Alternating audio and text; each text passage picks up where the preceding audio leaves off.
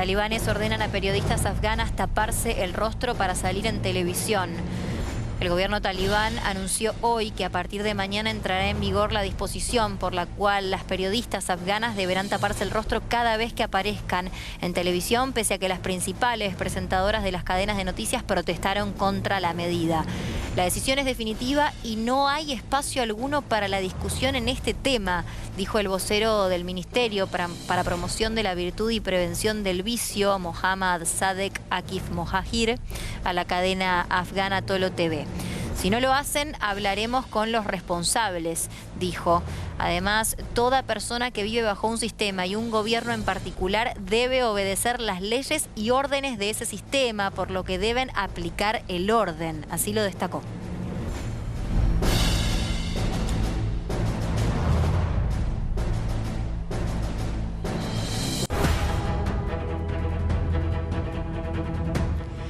Para continuar en línea en el ámbito internacional, ya está con nosotros Ignacio Butin. Un gusto saludarte y gracias por esperarnos y estar acá. Gracias por la invitación. Buenas noches. Ya nos poníamos a tono con esta presentación de noticias, pero ahora fundamentalmente nos centramos en la guerra de Rusia y Ucrania. Preguntarte primero en qué instancia se encuentra este conflicto bélico. Muchas cosas que han pasado en esta semana y que vamos a ir desgranando a lo largo de la entrevista, pero ¿en qué etapa estamos? Estamos en una etapa bastante compleja porque Rusia se retiró ya hace varias semanas del norte y del centro de Ucrania, de Kiev, de Sumi, de Chernihiv, incluso de Kharkiv, que es la segunda ciudad más grande de Ucrania, y se empezó a focalizar en el este y en el sur. Pero esta semana pasó algo muy importante, que es que Rusia terminó, después de casi 3 meses de combates, terminó de ganar la ciudad de Mariupol. Claro, te interrumpo para así mostramos el mapa y nos explicás bien toda esta cuestión geográfica. Me decías, terminó de tomar Mariupol, digamos. Exactamente. Mariupol, esta ciudad que está marcada ahí, no solo es muy importante porque es la segunda mayor área urbana del Donbass, de la región oriental de Ucrania, sí, que está en guerra desde hace 8 años, sino que también es muy importante porque es el puerto más grande del mar de Azov, este mar de aquel lado, y además es muy importante porque es la sede del batallón Azov, que según Rusia es una organización neonazi. Entonces para Rusia el derrotar al batallón Azov no solo es importante por ganar el puerto de Mariupol, por conquistar toda la costa del mar de Azov, desde el norte, pero también desde el sur y desde el este y desde el oeste, sino que también es muy importante para la propaganda, porque ahora, según Rusia, hay cerca de 1.700 soldados que son prisioneros de guerra, claro, soldados que son parte del batallón Azov. Cuando hoy por hoy el presidente Volodymyr Zelensky, el presidente de Ucrania, dice que esos soldados pueden ser intercambiados, puede haber un intercambio de prisioneros, es muy poco probable que eso ocurra, porque a Rusia le sirve mucho más mostrar a estos soldados, llevarlos a juicio, claro, pasearlos por distintos juzgados y mostrar una y otra vez que son nazis, mostrarlos como asesinos, como criminales de guerra, que van a ser condenados. Esta misma semana, un miembro del Parlamento ruso dijo que tienen que ser condenados a muerte. No solo no va a haber intercambio, sino que tienen que ser condenados a muerte. Sí, sí. No lo dijo directamente el Kremlin, lo dijo un miembro del Parlamento. Pero eso da una pauta de cómo ve Rusia esta victoria en Mariupol, aunque haya demorado mucho tiempo. Ahora, hay un avance claro de las tropas rusas, pero también una resistencia de Ucrania. ¿Sorprende esa resistencia a instancias? Porque digo, ya van a ser 90 días desde el comienzo de la guerra. A mí no me sorprende. No me sorprende por varias razones. Una es que Ucrania, a diferencia de Rusia, lleva 8 años de guerra. Sí. Ucrania está en guerra desde 2014. Eso significa que buena parte de los hombres ucranianos tienen experiencia bélica en primera línea de los últimos 8 años. Tienen práctica constante a lo largo de 8 años.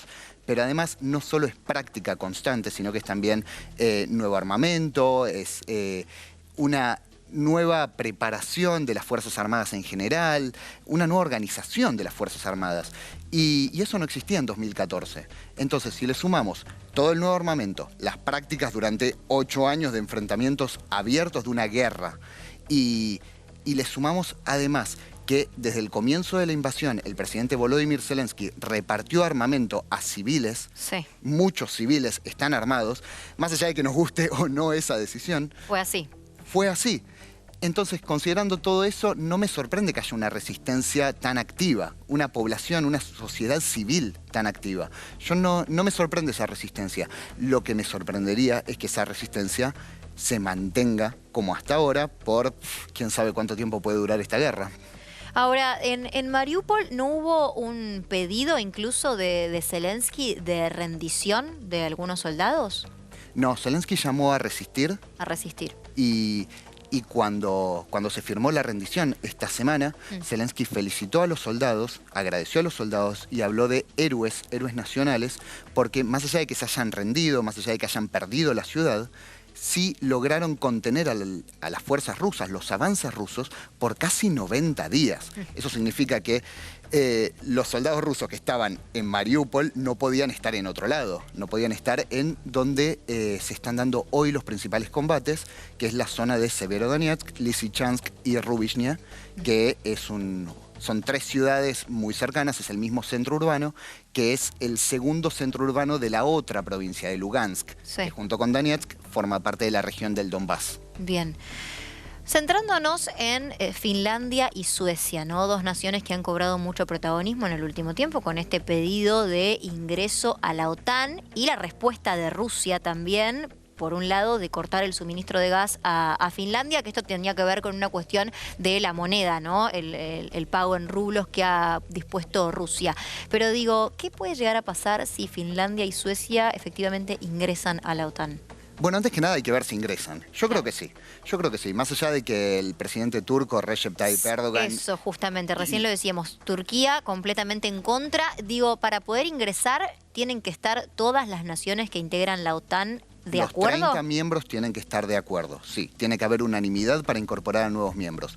Pero Finlandia y Suecia, a diferencia de Ucrania, tienen todo a favor para ingresar. Sí. Porque son democracias establecidas, porque son países con un PBI per cápita muy alto, son países desarrollados, son países pacíficos, son países con índice muy bajo de corrupción y que además llevan muchos años haciendo distintos tipos de ejercicios conjuntos con la OTAN.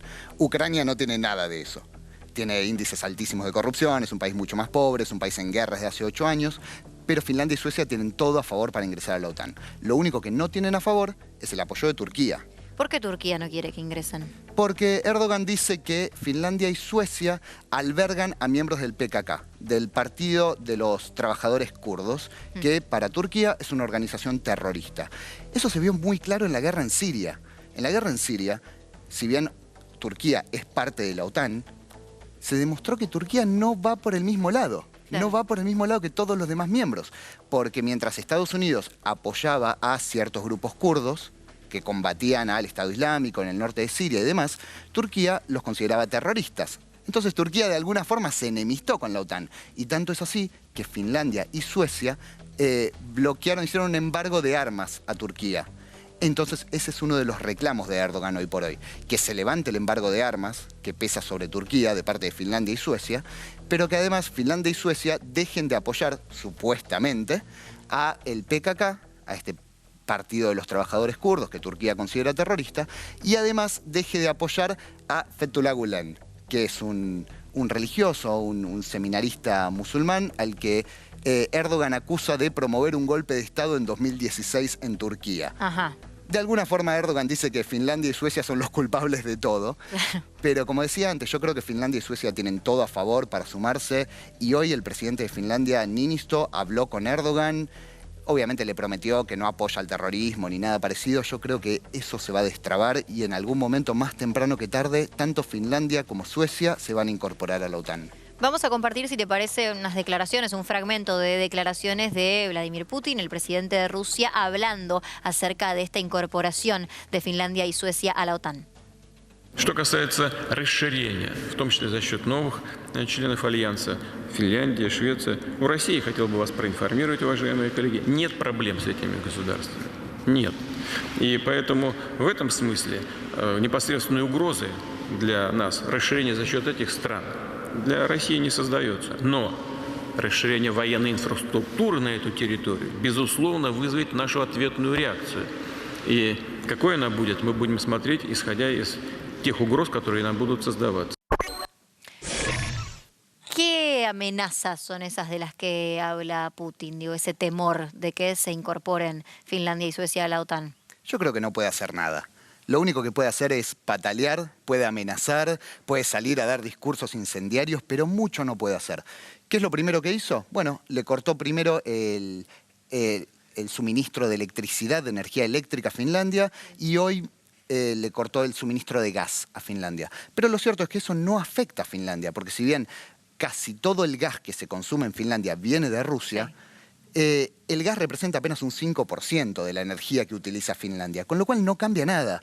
Y además, en cuanto al petróleo, que también se va a cortar el suministro de petróleo ruso, Finlandia ya tiene un acuerdo para importar gas licuado y petróleo por vía marítima, a través desde Estados Unidos y desde otros países también, desde los países bálticos, por ejemplo. Entonces creo que no se puede hacer mucho. Lo único que puede hacer Rusia, además de cortar el suministro de gas, de electricidad, de petróleo y demás, puede amenazar, como hizo hoy mismo, con instalar nuevas bases militares cerca de la frontera con Finlandia. Finlandia y Rusia comparten más de 1.300 kilómetros de frontera, que es muy importante. Pero yo creo que para Rusia, Finlandia no le representa demasiado. No es lo mismo Finlandia que Ucrania, porque con Ucrania existe un lazo histórico, cultural, político, que no tiene con Finlandia. La cultura finlandesa es completamente distinta, es otra religión, es un idioma completamente distinto, son etnias completamente distintas, pero con Ucrania es el mismo pueblo. Entonces, cuando existe la posibilidad de que Ucrania se incorpore a la OTAN, hay un factor de orgullo nacional que no existe con Finlandia. Es ver cómo un país que siempre formó parte de la esfera de influencia de Rusia se aleja. Y eso no pasa con Finlandia. Ahora, dando por hecho, con esto que me decís, podría deducir que no, pero dando por hecho que Finlandia y Suecia se sumen a la OTAN y avancen tropas que disponga la OTAN, ¿no puede dar lugar a una tercera guerra mundial o es demasiado alarmista pensar eso? Yo quiero creer que no. Yo quiero creer que Putin, cuando inició su invasión a Ucrania el 24 de febrero pasado, hizo dos grandes apuestas. La primera es que, con todas las sanciones comerciales internacionales que se venían anunciando desde hace bastantes meses, iban a aparecer otros países que sostuvieran a Rusia comercialmente. Por ejemplo, China. De hecho, China anunció ayer que quiere comprar petróleo ruso, que está muy barato por las sanciones, para tener más reservas. Y la otra gran apuesta que hizo Putin el 24 de febrero era que la OTAN no se iba a involucrar. Sí, la OTAN puede enviar armamento. Sí, la OTAN puede enviar dinero, pero no va a entrar directamente en una guerra, porque nadie quiere una guerra abierta entre la OTAN y Rusia. En principio porque la OTAN es la principal alianza militar del planeta, y por otro lado porque Rusia tiene más de 6.000 ojivas nucleares, tiene el principal arsenal nuclear del planeta. Una guerra abierta entre la OTAN y Rusia sería terrible, en principio para Ucrania y para Europa, pero ¿por qué no para todo el resto del planeta? Entonces quiero creer que esa posibilidad es muy lejana. Pensando ya en el final de la guerra, que no sé si hay un supuesto, digo, ¿cómo se va a reconfigurar la situación geopolítica dentro de Europa? En principio creo que sos muy optimista si ya hablas de un final de una guerra. Yo creo que la guerra no está ni cerca de terminar, más bien todo lo contrario, me parece que está encaminada al estancamiento, a durar indefinidamente, básicamente porque Rusia reclama territorio, que Ucrania no va a ceder, Ucrania no se va a rendir. Ahora, igualmente dentro de la guerra, digo, insisto en esta pregunta, una reconfiguración geopolítica, ¿cómo se puede ver en el marco de la continuidad de la guerra? Bueno, en principio un acercamiento muy claro entre Rusia y China, de eso no hay ninguna duda. China es va a ser el principal sostén comercial de Rusia. Creo que también se va a ver una potenciación del BRICS. De hecho, Brasil no votó en contra de Rusia en las Naciones Unidas. El Brasil de Bolsonaro, bien vale la pena aclararlo. Yo creo que el BRICS se puede potenciar, quizás también Rusia se empiece a acercar a otros países importantes como India, como Pakistán, quizás también Irán. Todos mercados que son alternativos, porque Rusia ahora tiene que suplir todos los clientes que perdió a partir de las sanciones occidentales de la Unión Europea y también de otros países de Occidente. Entonces me parece que va a haber una reconfiguración en ese sentido, Rusia mirando cada vez más hacia el otro lado, y creo que eso no le sirve ni a la Unión Europea ni a Estados Unidos. Perfecto, Ignacio Butin, muchas gracias, clarísima toda la información. Me mostrabas ahí tu libro, yo quisiera ahí, Guerra Fría, ahí lo mostramos en cámara por allá, porque la verdad me quedo muy conforme con todas las respuestas que nos han dado y la explicación, ¿no?, acerca de este conflicto bélico que es tan profundo, ¿no?, y que para entenderlo es necesario personas, analistas como Ignacio, para poder tener claro cómo continúa, ¿no?, este conflicto. Muchas gracias y te esperamos nuevamente aquí en los estudios de IP. Será un placer.